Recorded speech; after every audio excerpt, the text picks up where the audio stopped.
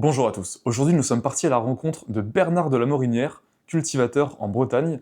Il va nous parler de son exploitation, des technologies qu'il a testées et mises en place dans sa ferme. Et il va également nous parler d'une technologie en particulier, la technologie Aleph. L'interview avec Bernard, c'est dès maintenant sur Novact.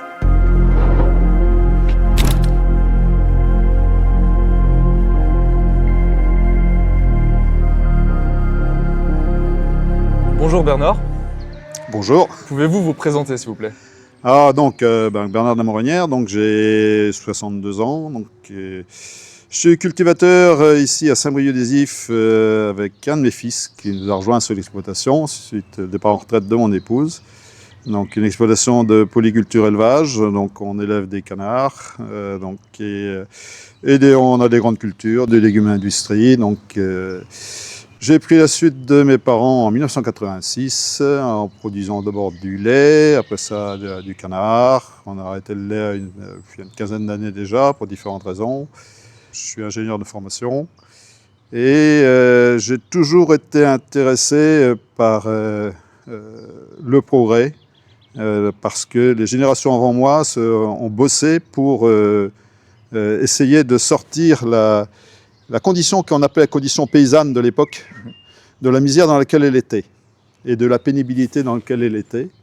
J'ai un de mes grands-pères qui a passé pas mal de temps en captivité pendant la guerre, donc qui avait le système D dans la tête et qui lui était omnibulé par la notion de manquer d'énergie. C'était un gros enjeu à cette époque-là. Il y a une unité de méthanisation ici qui avait été créée en 1956. D'accord. Ah oui. Excellent. Excellent. Et qu'est-ce que vous faites ici dans votre exploitation? Alors, sur l'exploitation, on nous dit on élève des canards.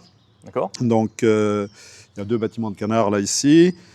Donc, les cultures, toutes les cultures que l'on produit à peu près dans la région. On produit du blé, on produit de l'orge, on produit du colza, on produit du maïs, on produit des petits pois pour la conserve et du haricot pour la conserve ou la surgélation, pour Dossi.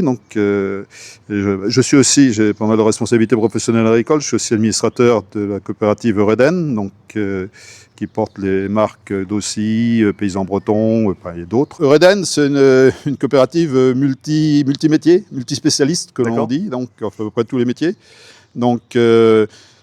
Basé sur les 4 départements bretons en priorité. Mais on a des outils industriels dans différents endroits, en France et à l'étranger aussi, sur différentes productions, le légume, dans les œufs aussi, la viande.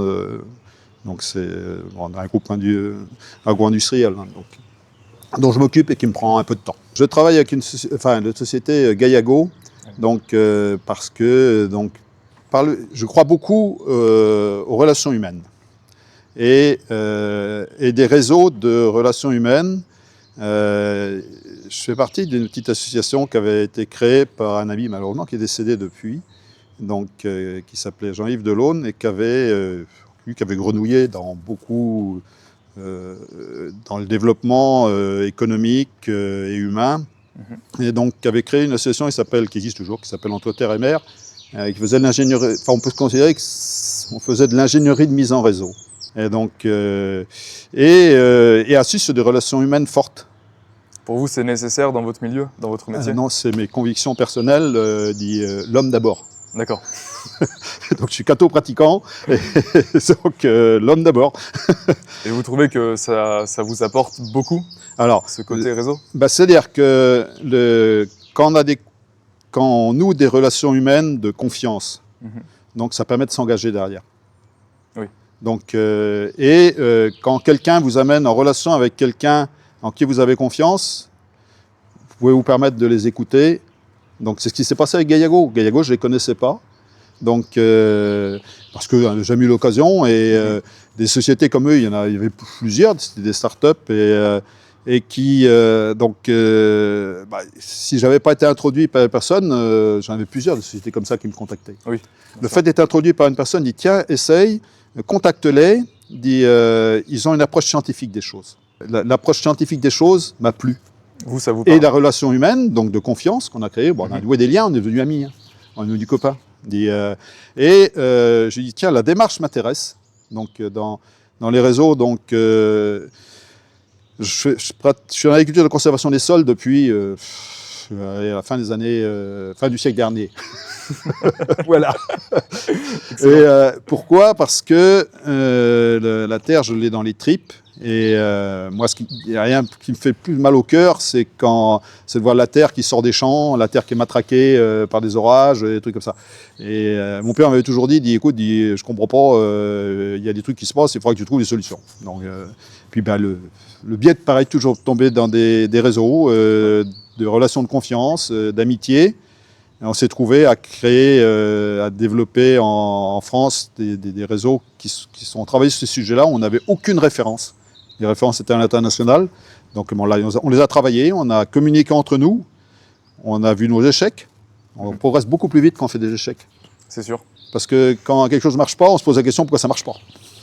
Quand ça Avoir marche. le courage de relancer aussi derrière. Ouais, bah, on peut se planter à grande échelle, mais bon, des trucs. Et le fait d'être en réseau, on a communiqué entre nous au niveau national et on allait chercher de l'information à l'international quand on ne l'avait pas, on l'a essayé d'adapter chez nous et nous a fait progresser. Ça permet de gagner beaucoup tous de ces temps niveaux-là. en Et ne reproduisant voilà. pas les échecs des autres. Et les travaux que j'ai commencé avec Gaillago, qui était une petite société, hein, Oui. donc, mais le concept m'intéressait et surtout que j'étais déjà sensibilisé à toute l'approche agronomique de gestion des sols. Et donc on a commencé par faire une chose, je dis c'est pas le tout, on teste ces choses et puis on le montre. Donc on a découpé des parcelles en deux et puis on a fait des essais de grandeur nature, on a fait ça pendant plusieurs années, hein, donc avec des trucs qui marchaient, des trucs qui marchaient pas. Vous avez réalisé beaucoup de tests ici Ah, dans votre oui. exploitation? Ah oui, pour le compte de Gaillago, on en a fait pas mal. Hein. Donc on a vu des choses qui marchaient, d'autres qui marchaient moins bien, des trucs où on n'est pas encore opérationnel, où il y a d'autres facteurs qu'il faut réussir à maîtriser, ce truc-là. Mais Gaillago aujourd'hui, je considère, ils ont de l'avance sur une certaine approche. Les grands groupes agrochimiques sont sur la même approche. Hein. C'est ce que je dis. Le problème de la chimie, donc de la chimie du siècle dernier, entre autres, c'est qu'on a créé des molécules artificielles dont le vivant n'a pas l'aptitude à dégrader en éléments simples. Donc il y a une accumulation de milieu de certaines molécules qui vont rester longtemps. Donc la chimie qui apparaît aujourd'hui, la chimie de demain, donc la toxicologie n'a rien à voir avec ça. Hein. Je parle au niveau environnemental, c'est quoi le stockage de produits qui peuvent poser problème dans le temps. La chimie de demain elle va être biomimétique. Donc ça a commencé déjà.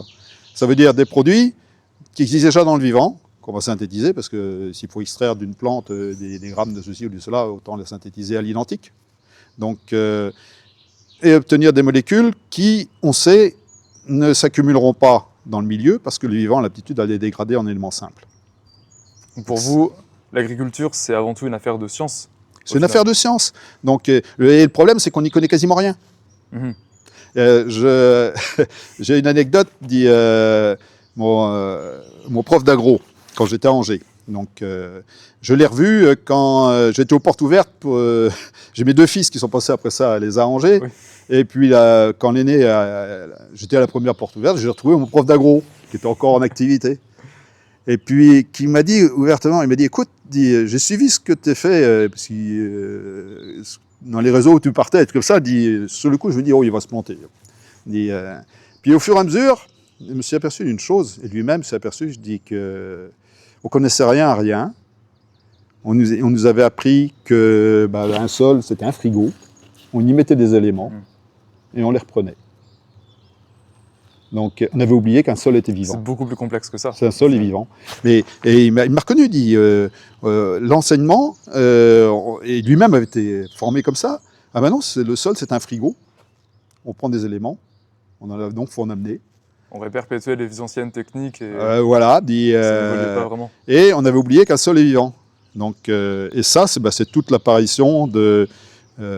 ça a déclenché, donc c'est tous les travaux qui ont eu lieu. On a démarré sur ce qu'on appelle l'agroécologie aujourd'hui. Hein. Donc l'association agriculture écologiquement intensive dont je faisais partie, je représentais ma coopérative. Avant Eureden, c'était Triscalia. D'accord. Donc... j'avais Christian Lambert qui était avec moi, donc c'était Michel Griffon qui pilotait ça, donc l'ancien, il devait être un ancien patron du CIRAD. Donc il y avait Bruno Parmentier, qui était directeur de l'ESA d'Angers à ce moment-là, donc il y avait la coopérative Terrena, donc plus différents intervenants autres. On a travaillé pendant 10 ans donc sur ces sujets-là. Ça a fait évoluer tout l'INRA, donc qui s'est repositionné avec c'était Marion Guillou à cette époque qui était là. Donc j'avais Jean-Yves Delaune qui m'accompagnait aussi, cette personne-là. C'était un copain de Bruno Retailleau aussi. Finalement, dans ces milieux-là, c'est un peu les mêmes Il, réseaux a, qui se il, croisent. il avait participé à tout le développement des Pays de Loire, D'accord. donc économique. Donc c'était, il avait fait l'ENA, mais en tant que chef d'entreprise. C'est Yvon Gattaz qui l'avait envoyé là-bas. Il a dit oh, vas-y, il était la promo Léonard de Vinci. Et donc il avait de l'aptitude justement donc à se projeter. Il s'était intéressé à toute l'approche agricole et était rentré dans l'association AUI comme ça. C'est comme ça qu'on s'est connus. D'accord. Et on a sympathisé, puis on a continué à se développer après ça.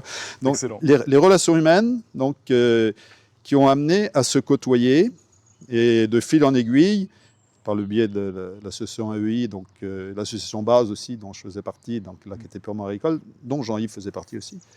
Donc nous a amené des relations, des contacts, donc des contacts avec le monde scientifique, donc, et dans tous les niveaux, dans tous les domaines du monde scientifique. Donc là, on va aller voir l'exploitation des canards.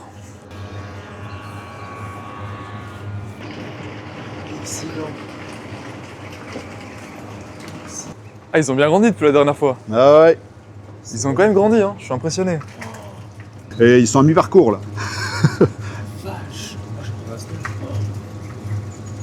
Ah, c'est ouf. Hein. Je pense peut-être que t'as bien. Combien là? Là, dans ce bâtiment-là, il y en a 12 500 et il y en a 9 000 dans l'autre, parce qu'on a transféré 9 000 dans l'autre. Ah oui. Ouais. Bon, je vais refaire. Sinon, je m'attendais pas à ce qu'on ouvre la porte. Parce que quand je vous entends vu toquer, je me dis non, ça ne doit pas devant la porte là. Bah, c'est pour éviter les paniques. Nos enfants nous voient travailler. D'ailleurs, les enfants d'agriculteurs, ils n'ont aucun problème pour trouver du boulot. Ah, c'est sûr. C'est sûr. Bon, je vais reposer. Ça reste un milieu très familial. Ouais, je vais reposer ma clé. Quelle technologie avez-vous pratiquée, utilisée et expérimentée à votre exploitation ici? Alors, on a commencé par travailler toutes les technologies d'approche de techniques de conservation des sols, enfin, on appelait ça TCS, technique culturale simplifiée, le semi-direct, de toutes ces approches-là. Et enfin, un amalgame de tout ça, hein, parce que quand on parle de semi-direct, ça, dans certaines situations, on peut faire du semi-direct intégral. Dans d'autres, il n'est pas question. Pour les cultures de printemps, c'est très compliqué. Pour les cultures de légumes, on ne sait pas faire, parce que le matériel de récolte n'est pas adapté. Enfin, il y a des tas de choses. Mais toujours se dit comment faire pour que les sols fonctionnent au mieux, donc, et soient résistants à l'érosion. Pollution numéro 1, c'est l'érosion des sols. Okay, c'est notre capital qui fout le camp. C'est le capital qui fout le camp. C'est le capital qui fout le camp, l'érosion des sols. Ouais, en effet. Il faut savoir qu'il se forme 1 mm de sol par siècle, réaction chimique de dégradation de la roche-mère. Donc, alors quand on voit les quantités de terre qui partent, consommation de la matière organique, donc c'est tous ces dossiers-là que j'ai travaillé pendant des années, avec les complexités. N'oublions jamais que le rôle du labour, à l'origine, c'est le désherbage. Donc, alors, quand on ne laboure plus, attention, comment on fait pour contrôler les adventices? Donc, ça veut dire une rotation différente. De la chimie, évidemment. La chimie est un outil parmi les autres. Les personnes qui me disent non, pas de chimie, non. La chimie est l'outil indispensable qui permet d'assurer notre niveau de vie. L'agriculture utilise 8% des molécules chimiques en tonnage. 8%. Le reste, les chiffres, l'industrie doit en utiliser 60 ou à peine 60%. D'accord. Donc le reste, c'est le particulier. Le niveau de vie des particuliers. La chimie, c'est ce qui nous permet d'être 9 milliards de personnes sur la planète aussi. Donc c'est un outil. Donc après ça, à nous de savoir l'utiliser de façon qui ait le moins possible d'impact sur le vivant. C'est ça les grands enjeux qu'on a à faire. Donc tout en n'oubliant pas une chose, c'est qu'on est loin d'avoir atteint des potentialités du vivant au niveau de la production. Parce que L'intrant numéro 1, c'est la lumière. Donc notre métier, c'est fabriquer des sucres avec de la photosynthèse. Et là, on est loin d'avoir atteint les potentialités du vivant.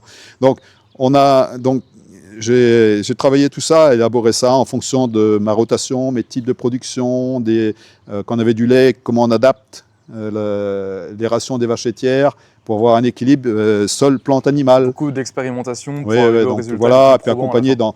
dans différents réseaux, par le biais de ma coopérative aussi. Donc on avait des groupes de progrès, tout ça, on les a toujours d'ailleurs. Et toujours pour essayer d'optimiser les choses. Donc avec une réglementation qui va aussi dans tous les sens. Hein. Donc, qui est plutôt en disant la meilleure façon de régler les problèmes, c'est de produire moins. Ce en quoi je me suis toujours opposé. Je me suis toujours opposé. C'est ce que je reproche un peu au bio. Il y a des très bons bio. J'ai des copains qui sont en bio, mais ils sont hyper performants. Hein. C'est des génies. Donc, mais la plupart, ils se disent ah, non, on accepte une décroissance pour ça, c'est pas une solution. Moi, je refuse d'accepter une décroissance pour régler un problème. Pour vous, le bio devrait être un peu plus élitiste? Le bio, pour moi, c'est quelque chose de compliqué. Ça doit être réservé aux meilleurs agriculteurs sur les meilleures terres, homogènes. Je parle en culture. En élevage herbager, c'est différent, c'est beaucoup plus facile à gérer. Donc là, après ça, on peut imaginer des systèmes. Moi, j'ai un cousin qui est en production laitière en bio, qui est très, très performant. J'ai des copains qui sont en système bio aussi. Mais il y a du bovin, il y a de l'herbager. C'est beaucoup plus facile. En grande culture bio, là, il faut vraiment réserver ça à des génies. Ouais. Donc, sans ça, c'est de la décroissance assurée. Donc, c'est mon approche des choses. Hein. Après ça, technologie, avec Gaiago, ce qu'on a approché, justement, c'est l'amélioration du fonctionnement des sols. On voyait bien que le sol est vivant, on n'y connaît quasiment rien. Qu'est-ce qu'on fait toute la gestion de ce qu'on appelle l'humification, la gestion des champignons, c'est par toute cette aborde-là et de réflexion sur des bases scientifiques. Donc c'est ce que l'on connaissait au moins au minimum. Hein. Donc, et c'est ça qui m'a amené à continuer à travailler avec Gaiago et m'intéresser à toutes les approches auxquelles ils sont attachés. Alors, arriver là-dessus, toute la gestion du carbone, donc notion de crédit carbone. Donc, mais là, je dirais, c'est plus la cerise sur le gâteau. C'est aussi un autre débat. Je ne sais pas si on peut en parler aussi de la décarbonation de l'agriculture, mais ça, c'est des choses qui sont d'actualité, où tout le monde en parle. Et n'oublions pas une chose, la première des dépenses carbonées de l'agriculture, c'est les engrais azotés. Donc pourquoi? Parce qu'on a oublié qu'on le fait ça pour des raisons de facilité et de coût, parce que la synthèse de l'azote pour fabriquer des engrais azotés, à l'origine, ça se fait avec de l'hydrogène. La première usine de fabrication d'engrais azotés a été faite au pied d'un barrage. On s'est mis à le faire avec du gaz naturel parce que ça coûtait moins cher. Donc la décarbonation de l'agriculture, on peut le faire, c'est un problème de pas de temps. Donc on utilise, il faut utiliser de l'électricité. On peut décarboner une grande partie de l'agriculture, c'est un problème de pas de temps. On n'a pas l'électricité disponible pour le moment. Donc voilà, le gasoil sur le matériel, c'est pas ça qui est la plus grosse consommation. Dans ce cas-là, il y a tous les problèmes de transport, on a tout. Par contre, il y a des technologies qui vont apparaître, parce que n'oublions pas une chose, c'est qu'on a une cervelle, donc à nous de la faire travailler. Il y a des gens qui savent les faire travailler. Donc, des technologies apparaîtront, et qui sont en train d'apparaître, pour nous permettre de continuer à utiliser des énergies carbonées, hein, parce que du pétrole, plus cher il y en a, du charbon il y en a en quantité phénoménale. Donc l'objectif, il est de dire, on continue d'utiliser une énergie fossile. Par contre, on va avoir les technologies qui permettent de régler les problèmes que pose l'utilisation de l'énergie fossile, en attendant de maîtriser la fusion nucléaire, qui va arriver pour la fin du siècle. Ça, on le connaît, on a la chance d'avoir ITER en France, donc on voit bien les avancées qu'il y a. Donc, mais arrêtons de dire que, arrêtons tout, décroissons, parce que carbone, et gaz à effet de serre.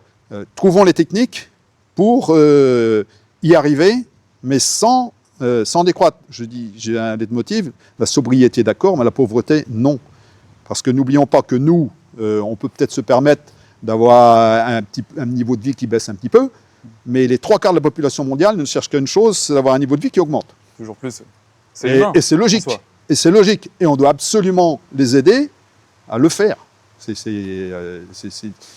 On ne va pas empêcher les trois quarts de l'humanité d'élever son niveau de vie. Il ne faut pas rêver. C'est sûr.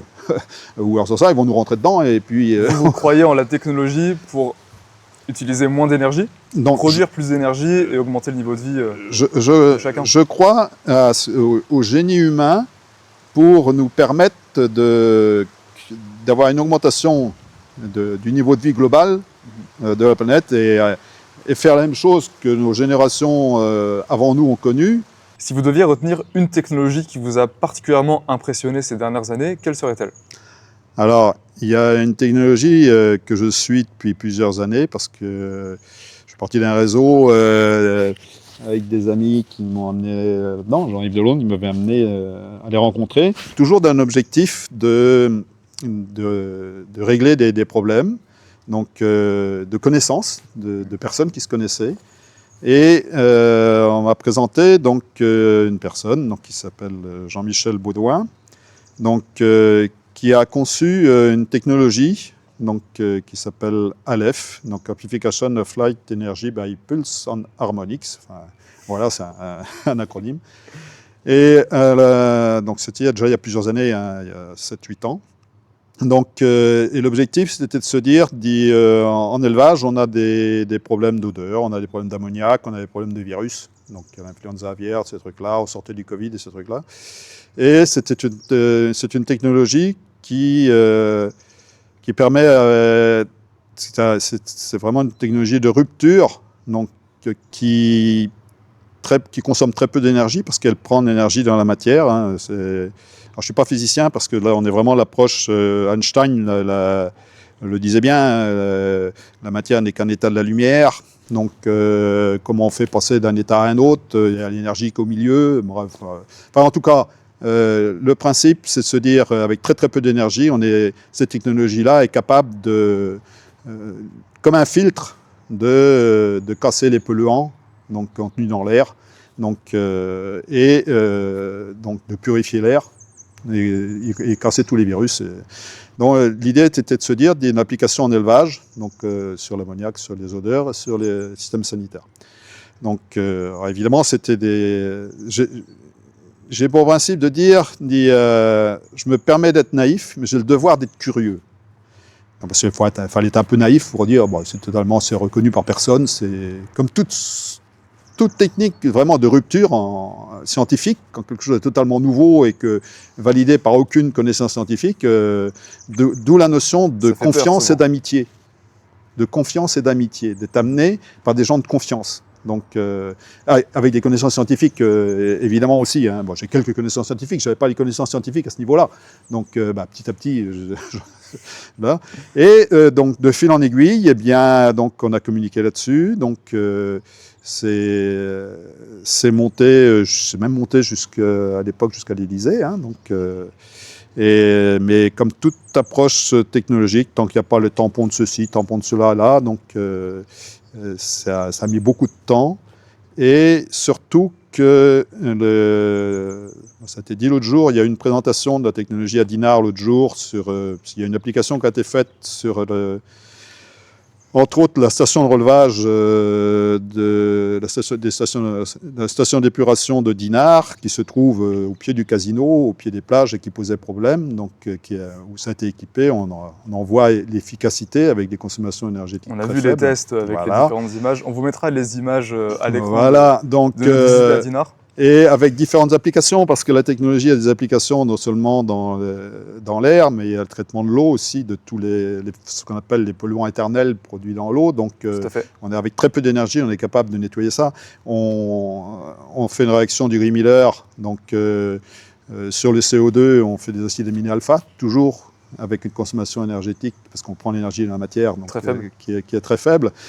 J'ai eu une installation chez moi, donc qu'on a eu en test en élevage. Donc, qui n'a pas duré très longtemps parce que malheureusement, j'ai eu un incendie sur l'exploitation qui a détruit le bâtiment où c'était. Ça n'avait rien à voir avec la technologie, malheureusement, donc on n'a eu que quelques mois d'efficacité avec vraiment des effets qu'on avait beaucoup de mal à mesurer parce que les appareils électroniques avaient du mal à les mesurer. Oui. Donc, entre autres, sur tout ce qui est l'aspect hygrométrie, parce que on casse aussi on casse la molécule d'eau. Donc, Au niveau des odeurs aussi, c'est impressionnant. au niveau des odeurs, On vous a entendu ce jour-là à Ah Dinard. On voyait les images des gens qui rentraient dans ce bâtiment, qui étaient émerveillés par la différence des odeurs entre le bâtiment équipé et l'autre non. Voilà, donc c'est très impressionnant. Voilà, donc cette technologie-là, donc qui est franco-suisse, puisque ça se développe aussi en Suisse, hein, donc était présentée il y a une dizaine de jours là, à Dinard, avec aujourd'hui des intervenants mondiaux. Hein, les Chinois n'étaient pas là parce qu'ils n'avaient pas réussi à obtenir de visa. Hein. Il y avait des responsables politiques chinois qui devaient être là. Il y a différents grands industriels mondiaux qui étaient présents, mais par le biais de fondations, parce que Jean-Michel veut que ces technologies-là servent au bien commun de l'humanité. Donc ça veut dire que les gens qui ont les moyens payent pour ceux qui ne l'ont pas. Parce que l'exemple, par exemple, cette technologie-là permet, on sait qu'en Afrique, on produit tout ce qu'on veut. Le problème, c'est de conserver. Oui. Des frigos, ça consomme énormément d'énergie, il n'y a pas d'énergie. Cette technologie-là permet, vous construisez un hangar, vous le fermez, vous mettez un panneau photovoltaïque dessus, un petit panneau, et puis vous contrôlez l'atmosphère. Donc vous permettez de conserver des agrumes, vous conservez en grande quantité. En grande quantité. Donc c'est un exemple qui donne. Donc, parce que cette technologie-là, on y en a proposé des brevets, des sommes faramineuses évidemment, hein. Mais il ne veut pas que ça tombe dans ce qu'on appelle la notion de capitalisme financier. Oui. Donc d'où le temps que ça se met à mettre en place. Il ne veut pas que ça serve seulement à faire de l'argent. Voilà. Pour il ne veut pas que ça serve uniquement à faire de l'argent. Donc, plutôt pour le bien de l'humanité. Le bien commun de l'humanité, parce qu'il y a différentes personnes, différents prix Nobel, qui ont dit, là, tu as quelque chose, là... j'ai reçu un jour un prix Nobel ici, Ah oui. avec lui, et donc, je ne sais plus son nom, il est décédé depuis, et qui avait dit ça, il était en biologie, et il avait dit ça doit, un truc comme ça, il faut que ça serve au bien commun de l'humanité. Donc D'accord. Non, j'ai eu cette chance-là de côtoyer ces gens-là, c'est passionnant parce que c'est l'espérance. Il n'y a rien de pire qui m'énerve de voir la petite Suédoise là, qui se met à hurler. Je lui dis, il faut lui donner un grand coup de pied dans le derrière, et puis il dit, il y a un problème, tu bosses. Tu cherches, et tu vas trouver. Ouais, c'est ça. Les solutions viennent des hommes, enfin, les malheurs aussi viennent souvent des hommes. Voilà. Mais l'évolution ne viendra pas toute seule. Voilà, on a 36 000 problématiques. Il y a eu 36 000 problématiques autrefois. S'il n'y avait pas eu des personnes avant nous qui ont essayé de trouver des solutions, on ne serait pas là. C'est sûr. C'est causé aussi très humaniste de voir les choses. Voilà, donc... confiance et la foi en l'humanité à trouver les solutions. Voilà, moi je suis catho, l'espérance, c'est que ça compte, mais il faut se démener. C'est sûr, tout à fait. Comment voyez-vous l'agriculture dans 10 ans? Alors, la difficulté de l'agriculture, au moins dans notre région ici, nous, on est confrontés à un problème de main-d'œuvre. Donc, est-ce qu'il y a autant d'agriculteurs qu'avant? Ah non, il y en a beaucoup moins, évidemment. Globalement, on a rendu un stade aujourd'hui où, globalement, le nombre de personnes qui travaillent sur l'agriculture est arrivé à peu près stable.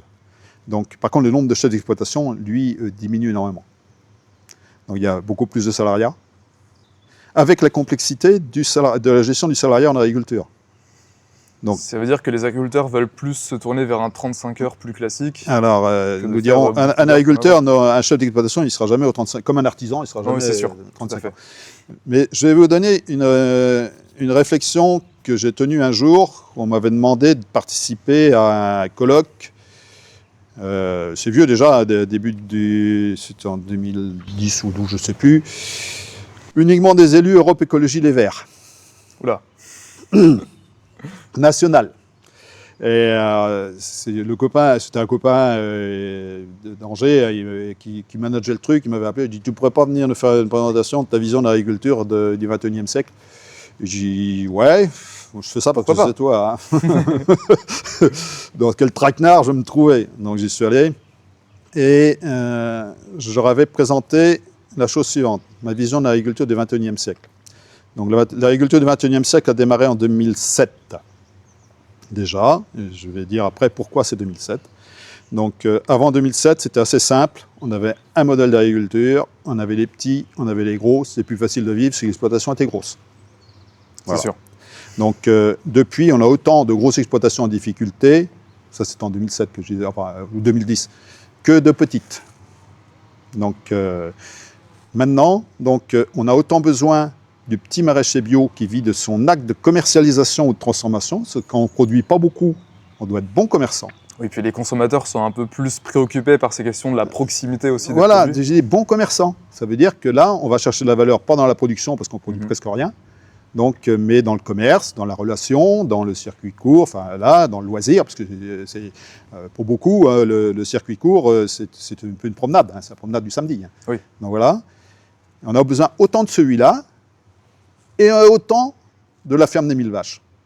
Alors là, évidemment, je me suis fait siffler. On dit, ah, voilà. Je dis, ça y est, au bout de quelques minutes de sifflet et compagnie, je dis, ça y est, vous êtes calmés. Et qu'on aime ou qu'on n'aime pas, on en aura besoin. Pourquoi? Parce que les 35 heures, ça vous dit, le vivant, c'est 365 jours par an, 24 heures sur 24. Oui, il n'y a pas de pauses qui sont réellement possibles. Il y a des astreintes là. Et la notion de ferme des 1000 vaches, ça permet à des jeunes qui veulent les 35 heures et qui veulent des astreintes fixées de répondre à ces problématiques-là. Dans le midi, j'ai 2 députés qui sont venus déjeuner avec moi, Europe Écologie et Verts, là, qui m'ont dit qu'on n'avait pas pensé à cette approche sociale des choses. Donc, et pourquoi 2007, que c'est le virage de 2007? 2007, c'est les émeutes de la faim. C'est la première fois que depuis la Deuxième Guerre mondiale, la courbe de consommation alimentaire a croisé la courbe de production. Je parle au niveau mondial. Et depuis, ça n'arrête pas de se titiller, d'où la volatilité. Donc, voilà ce qu'on a eu. On a un problème de main-d'œuvre aujourd'hui. Donc, chef d'exploitation, il y a des salariés.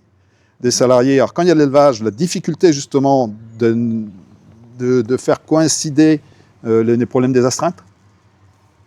Donc, c'est ça qui pose problème. Oui, c'est ça, tout à fait. Et le fait aussi, je prends l'exemple qu'on donne souvent, le matériel agricole est de plus en plus gros. Les moissonneuses en été sont énormes. On a plus de machines aussi. Oui, on a des machines mais qu'on a déjà. Les machines, on les a déjà depuis 40 ans. Hein. Oui. Mais les machines sont de plus en plus grosses. Pourquoi? Parce qu'il n'y a plus de chauffeurs à mettre dessus. Moi, ma génération, quand il fallait monter ces moissonneuses en plein été, il y avait du monde partout. Ne posez pas de questions. Il n'y avait pas de clim, on bouffait de la poussière. Enfin bref, on ne posait pas de questions. Aujourd'hui, les moissonneuses en été, là-dedans, vous êtes en chaussettes, c'est un joystick, tout au joystick, oui, c'est climatisé. Beaucoup plus confortable. Là, on n'a plus de chauffeurs. On a du mal à trouver des chauffeurs. Ah bah oui, parce qu'il faut travailler le samedi ou le dimanche quand les gens sont à la plage. Comment, selon vous, éviter de laisser les petites exploitations sur le côté? Alors, je dirais, il n'y a pas de petite et il n'y a pas de grande exploitation, parce que ça dépend de ce qu'on y fait. D'accord. Donc, celui qui ne ferait que des céréales, une exploitation en moins de 200 hectares, c'est une petite exploitation. Parce qu'aujourd'hui, on considère que celui qui ne ferait que des grandes cultures classiques, il faut 200 hectares pour en vivre, pour être occupé 35 heures en moyenne par semaine. Avec la mécanisation qui existe. Énorme. Ah bah oui, mais on est là aujourd'hui. Avec la mécanisation qui existe aujourd'hui, on en est là. La surface d'exploitation a considérablement évolué. Moi ici, il y a 93 hectares en culture, il y a resté des prairies, il y a les élevages. Je suis parti presque 2 jours par semaine et je fais presque tout. Ok, je suis en agriculture de conservation, ça va quand même plus. Quand on est au boulot, ça va vite. Oui. Mais c'est-à-dire aujourd'hui, il faut avoir ça. Après ça, la notion de petite, ça dépend ce qu'on y fait. Si vous avez une petite exploitation qui a de la vente directe, de toute façon la marge, il n'y a pas de la production, elle vient de la vente. C'est du temps passé dans les circuits de distribution. Sur les marchés. C'est pour ça que je te disais, on est passé d'un système des petites exploitations aux grosses exploitations. Non. Vous pouvez peut-être très bien avoir une petite exploitation qui va faire 10 hectares, mais parce qu'il y a un atelier de transformation ou ceci ou cela va peut-être faire travailler 10 personnes. Cette définition-là a explosé complètement. D'accord. C'est ça la grande modification de l'agriculture d'aujourd'hui, c'est que ce n'est plus la dimension, c'est qu'est-ce qu'on fait, quel schéma on a choisi, Donc, mais par contre, il faut être performant dans la situation où on a choisi. Ça, c'est d'autant plus d'actualité. Il faut être performant dans le système où on est. Peu importe la taille du système. Et pensez-vous que la technologie peut servir à n'importe quelle taille d'exploitation pour parvenir à ces objectifs? Alors, ça dépend quelle technologie. Donc, la première des technologies qui peut servir à tout le monde, c'est la génétique. Ça, OGM et...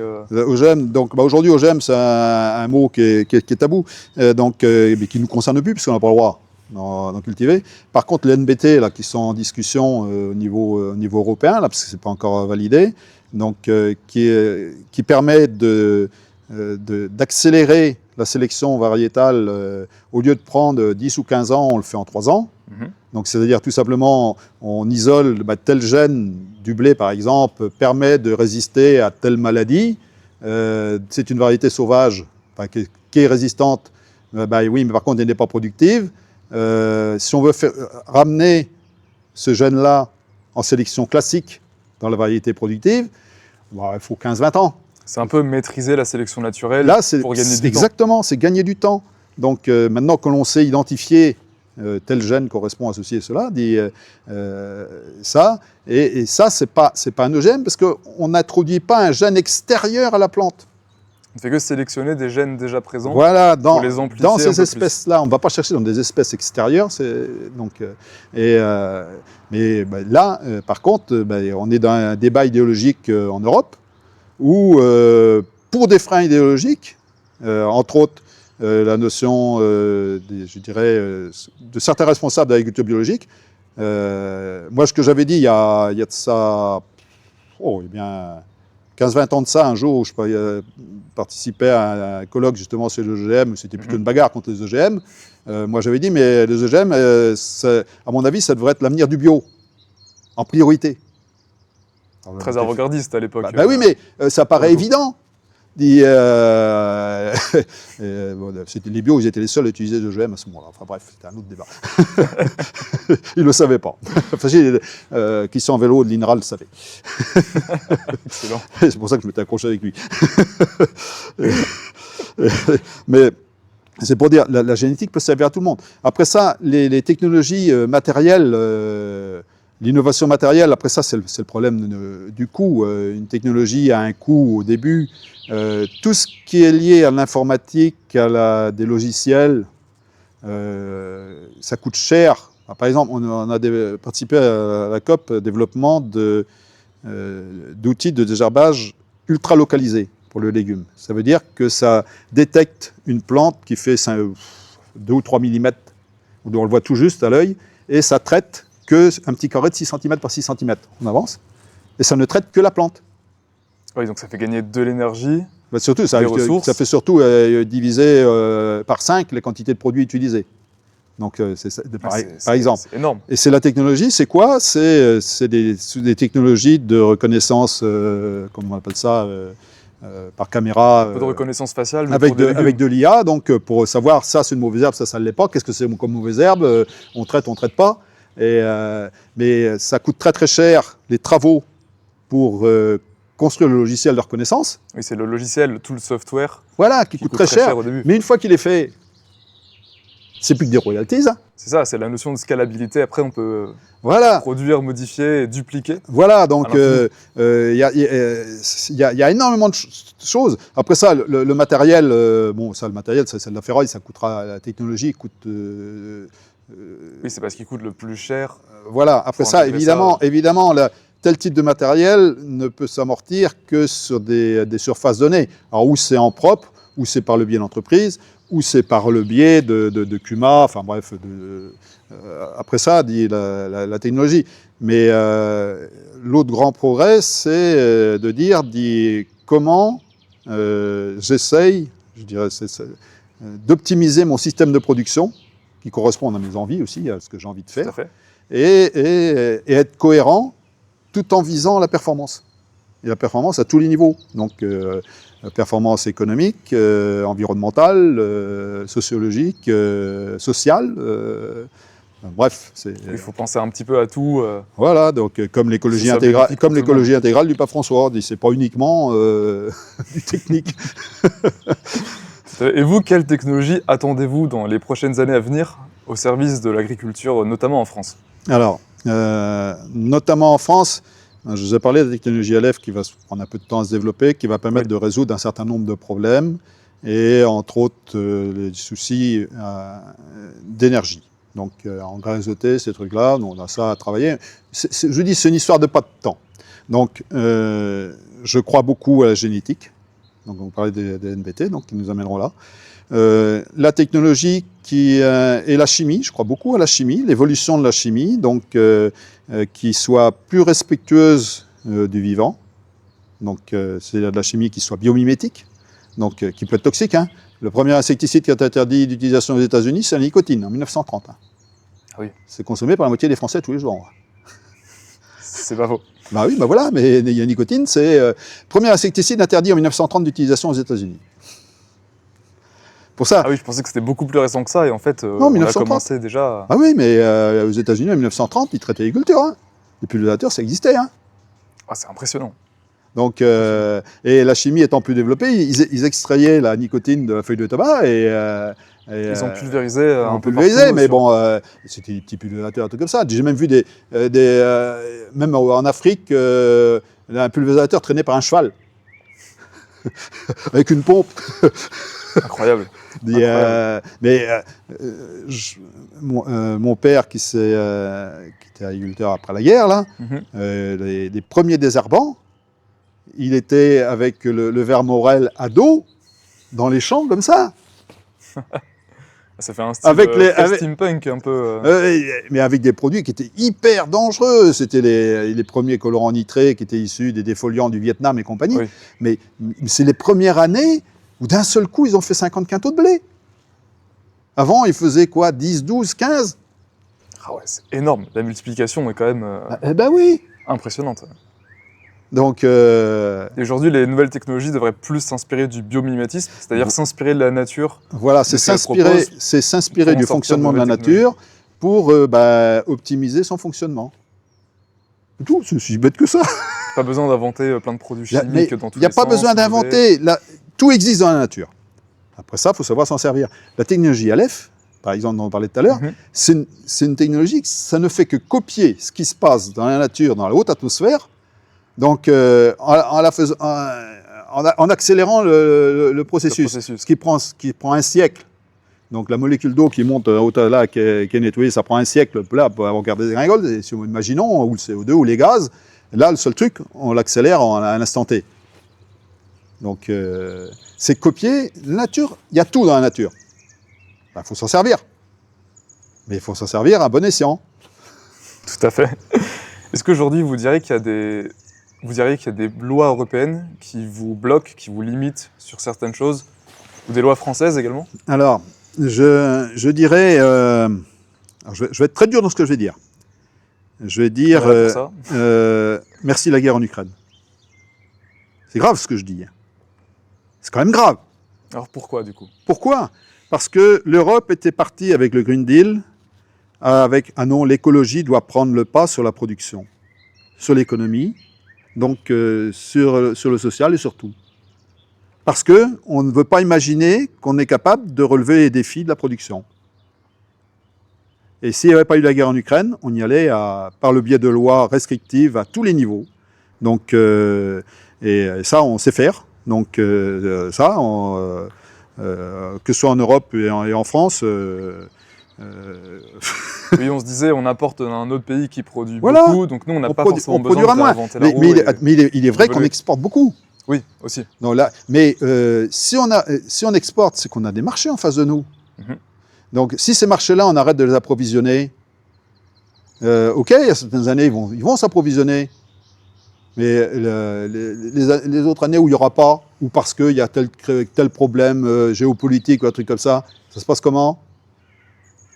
Ça crée des gros problèmes de nutrition, de souveraineté alimentaire. Non, mais j'ai eu la chance, par mes responsabilités professionnelles, de côtoyer la géostratégie alimentaire. Je suis aussi d'un milieu militaire, j'ai pas mal de familles militaires à haut niveau. la géostratégie alimentaire, la géostratégie militaire, elle est intriquée. Hein. C'est un gros enjeu. Donc, c'est pour ça que je dis la guerre en Ukraine a fait se rendre, le Covid plus la guerre en Ukraine a fait se rendre compte que il faut revoir. C'est pour ça que le Green Deal a été mis un peu en parenthèse. Stand-by, ouais. Et là, je discutais il y a un peu plus tard qu'à la sortie de la messe dimanche dernier avec un haut fonctionnaire en charge des affaires agricoles que je connais, qui travaille à Poussel, qui habite de temps en temps par ici, et qui disait on est en train de travailler là, donc l'objectif, il faut que si l'Europe veut assurer son autonomie et la paix autour d'elle, il faut qu'elle augmente sa production agricole de 25%. Ce qui paraît énorme quand même. C'est énorme. Donc, on a baissé aussi. Hein. Quel serait selon vous le meilleur conseil à donner à un jeune agriculteur qui commencerait dans ce milieu? Alors, Qui devrait se tourner vers des technologies, qui devrait étudier un peu la chimie avant de se lancer en agriculture? Je suis un peu bien placé parce que j'ai mon fils qui vient de s'installer avec moi, donc il a déjà de l'expérience agricole, hein, donc il est ingénieur aussi de formation. Puis il est surtout habitué à, comme tout chef d'entreprise, savoir gérer les emmerdes. Oui, c'est le quotidien. Voilà. Donc avoir de bonnes connaissances scientifiques, plus on peut en avoir, de biologie, de chimie, de biochimie, de façon à essayer d'appréhender qu'est-ce qui peut se passer. Donc comment la nature fonctionne. Donc de façon à pouvoir extrapoler un peu des itinéraires derrière. De façon à essayer d'avoir de l'autonomie. Donc se créer des réseaux. Très important. Ah ouais. Donc se créer des réseaux, et des réseaux avec de l'amitié et des relations humaines. Donc, après ça, normalement, ça devrait marcher. Avec ces conseils, voilà, vous considérez que c'est primordial pour... Évidemment, savoir gérer, ça, c'est des approches économiques, ça, c'est valable à tout chef d'entreprise. Hein, donc, savoir se projeter, ne pas avoir peur, donc... et avoir l'esprit d'entreprise, parce qu'une exploitation agricole, c'est une entreprise. Donc on a dit tout ça, on a fait le tour. Hein. Est-ce qu'aujourd'hui, les formalités administratives sont encore une barrière, un certain problème pour certains agriculteurs qui souhaiteraient se lancer? Alors, c'est propre à la France. Ça date de Charlemagne. La France est la meilleure administration du monde. Elle s'auto-entretient.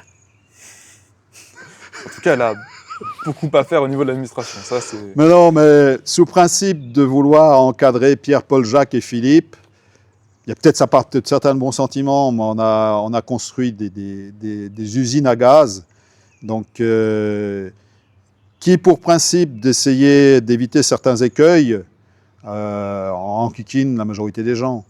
J'ai vu ça, on a 60 000 normes en France. Oui, mais c'est énorme. Quand l'Allemagne, on a 20 000 par exemple. Oui, mais ça date de Charlemagne. On a la meilleure administration au monde. C'est vrai que ça veut tout dire. Oui, voilà, ça veut tout dire. Évidemment, l'installation d'un jeune agriculteur aujourd'hui, c'est un parcours du combattant. Administratif. Alors, il y a certaines choses qui sont importantes. Mais ça vous prend du temps, vous, dans la semaine, dans le mois, de gérer ces problématiques administratives? Administratives? Ah bah oui, ça prend du temps. Il y a beaucoup de choses, carrément, on externalise, on paye des gens pour le faire. Ah oui, d'accord. Ah bah, okay. Oui, parce que... alors certains qui disent « Ah non, il faut le faire soi-même, ok ». Mais quand on a des dossiers administratifs à faire, avec des enjeux financiers derrière, qu'on y va une fois par an, ça t'en fout en train de chercher laquelle case ou ceci ou cela, oui. Truc. Quand vous avez affaire à une personne qui fait ça à longueur de journée, même si vous lui faites un chèque à la fin de la journée, mais là, vous y avez passé 1 heure, au lieu d'y passer 2 jours en train de se dire « Est-ce que je n'ai pas fait une connerie ?» on externalise hein, aujourd'hui. Ça a des coûts. Hein. Moi, là, les coûts d'externalisation de dossiers administratifs sur l'exploitation, je ne parle pas de la comptabilité.